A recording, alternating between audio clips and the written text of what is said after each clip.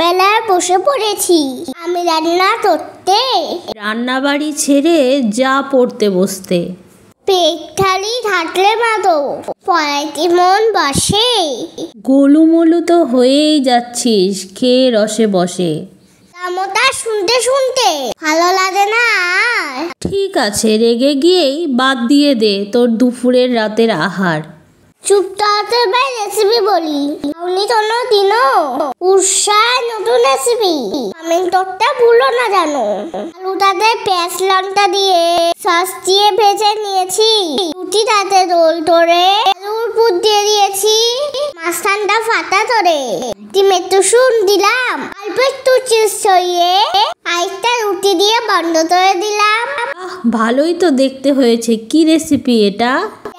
তেমন নয় তো, রুটির বোম পিৎজা এটা।